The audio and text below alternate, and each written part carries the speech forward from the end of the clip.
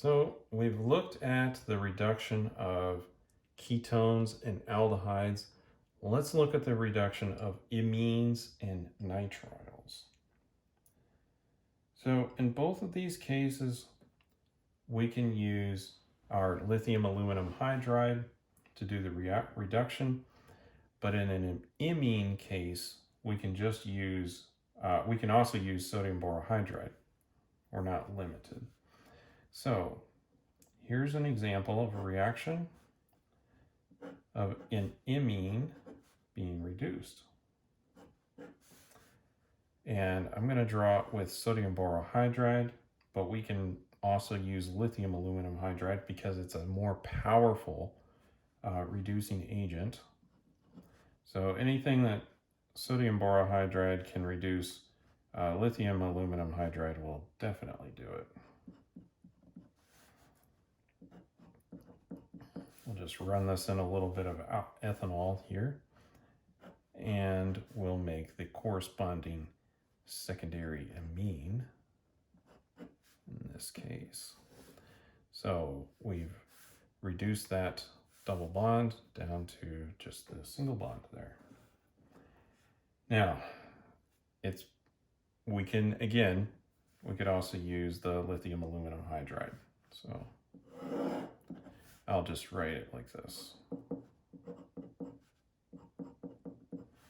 Now we'll have to do step 1 and step 2 protonate.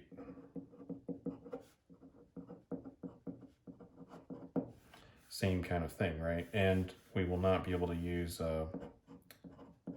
ethanol. In that case, we'll need a aprotic solvent there. So that's one of the reactions that we can do with either sodium borohydride or lithium aluminum hydride. Reduce an imine down to an amine.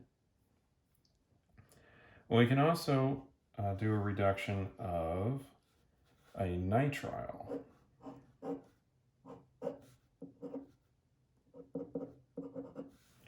Now, nitriles are harder to reduce, so that's why we need lithium aluminum hydride. Now, what's going to happen is it's actually going to go in a couple of stages here. So, not all at once. So we've got our initial reaction conditions, and one of the intermediates that we would expect actually is to just add over one of these double bonds, reduce one of them. And so let's draw what happens there. I'm going to draw this carbon in. That's the nitrile carbon. I'm going to purposely draw in the hydrogen that gets placed because the aluminum attacks, the hydride attacks this carbon. And we're going to generate kind of like an imine here, but it's charged. And then since lithium aluminum hydride can also reduce this bond right here, it keeps going, and it's going to make this intermediate with now 2 hydrogens on the carbon, and the nitrogen being a -2 charge here. Now, it's not really a -2 charge here, because what's going to happen is, like in the mechanism that I showed for the carbonyl or the aldehyde reduction, the boron or the aluminum associates with the oxygen. Well, the aluminum is going to associate with the nitrogen here and stabilize it. Because we don't really want -2 charges around. That's a big no-no, especially for something like nitrogen. So we're being a little bit sloppy here.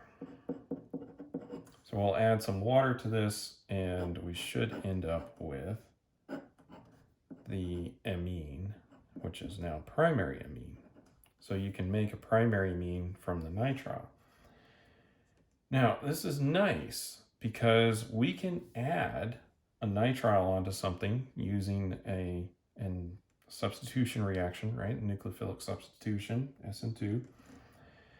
And then if we want to have an amine where it's not substituted with every available spot it can get, right? Remember, because if I have an amine here and I put some something in here that it can attack, it's not going to stop attacking until it's completely run out of space. It's quaternary. This is a great way to make a primary amine. You really have to do it through like reduction. So that's nice to just kind of consider. And just remember that the nitriles are a lot harder to reduce than the imines, so you need to use lithium aluminum hydride to do it.